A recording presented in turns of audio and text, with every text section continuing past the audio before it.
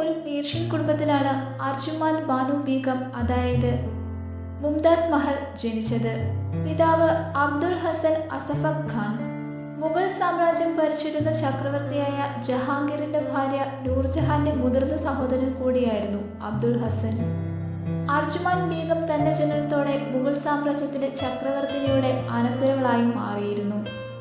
1607 അർജുമാന് 14 വയസ്സുള്ളപ്പോഴാണ് ജഹാംഗീറിന്റെ പുത്രനായ ഖുറാം രാജകുമാരനുമായി അതായത് ഷാജഹാനുമായി അവളുടെ വിവാഹ നിശ്ചയം നടക്കുന്നത്. കൊട്ടാരം ജ്യോതിഷികളുടെ നിർദ്ദേശപ്രകാരം വിവാഹ നിശ്ചയം കഴിഞ്ഞ് 5 വർഷത്തിനു ശേഷമായിരുന്നു ഇവരുടെ വിവാഹം നടക്കുന്നത്.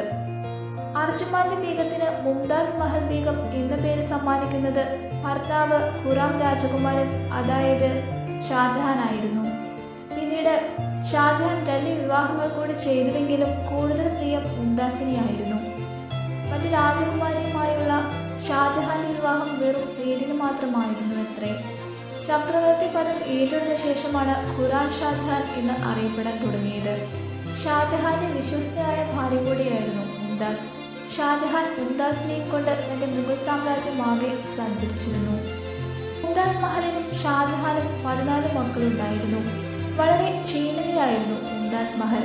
1631 ഷാജഹാനോടൊപ്പം അവർ ഡക്കാൻ പീഠഭൂമിയിലെ ഒരു യുദ്ധത്തിനായി പോയിരുന്നു. അവിടെ വെച്ച് തന്റെ 14ാമത്തെ പ്രസവത്തോടനുബന്ധിച്ചാണ് മുംതാസ് മഹൽ മരിക്കുന്നത്. താപ്തി നദിക്കരയിലുള്ള സൈനാബാദ് എന്ന പൂന്തോട്ടത്തിൽ വെച്ച് മുംതാസിനെ ഖബറടക്കി. ഒരു താൽക്കാലിക ശവകുടീരവും അവിടെ ഷാജഹാൻ തയ്യാറാക്കിയിരുന്നു. 1631 ഡിസംബർ 1-ാം തീയതി മുംതാസ് മഹൽ മരണമടഞ്ഞ് 6 മാസങ്ങൾക്ക് ശേഷം അവരുടെ ശരീരം ജീർണിക്കാത്ത അവസ്ഥയിലായിരുന്നു. അത് ഇന്നും ഒരു അത്ഭുതമായി തന്നെ കണക്കാക്കപ്പെടുന്നു. ആഗ്രയിലെ യമുന നദിക്കരയിലെ വിശാലമായൊരു പൂന്തോട്ടത്തിലേക്കും ഈ ശരീരം കൊണ്ടുവന്നു. ശേഷം മുംതാസ് മഹലിന്റെ സ്മരണയ്ക്ക് വേണ്ടി ഒരു സ്മാരകം പണിയാൻ ഷാജഹാൻ തീരുമാനിക്കുകയും 1632 താജ്മഹലിന്റെ നിർമ്മാണം ആരംഭിക്കുകയും ചെയ്തു. താജ്മഹൽ ഒരു പേർഷ്യൻ സംസ്കാരത്തിന്റെ മുഗൾ സംസ്കാരത്തിന്റെ വാസ്തുവിദ്യകളുടെ ഒരു സങ്കലനമാണ്. ഇതുകൂടാതെ തിമൂർ രാജവംശത്തിൽ നിന്നുള്ള ചില വാസ്തുവിദ്യയുടെയും പ്രചോദനം ഇതിന്റെ രൂപകൽപ്പനയിൽ ഉണ്ടായിരുന്നു. മുംതാസ് മഹലുമായുള്ള ഷാജഹാന്റെ അഗാധ പ്രേമമാണ് താജ്മഹൽ പണിയുവാനുള്ള പ്രേരണയായതെന്ന് കാലാനുസൃത വിവരണങ്ങൾ കാണിക്കുന്നുമുണ്ട്. 1647 ഒരു അടിസ്ഥാന ശവകുടീരം പണിതീർത്തു. പിന്നീട് ഇതിനു ചുറ്റുമുള്ള ഉദ്യാനങ്ങളും അനുബന്ധ കെട്ടിടങ്ങളും പിന്നീടുള്ള 5 വർഷങ്ങൾ കൊണ്ട് പണിതീർത്തതാണ്.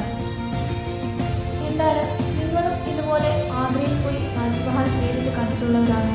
എങ്കിൽ നിങ്ങളുടെ അനുഭവം കമന്റ് ബോക്സിൽ രേഖപ്പെടുത്തുക. ഇന്നത്തെ വീഡിയോ എല്ലാവർക്കും ഇഷ്ടമായി എന്ന് വിശ്വസിക്കുന്നു. അടുത്ത വീഡിയോ മറ്റൊരു വിഷയവുമായി കാണാം.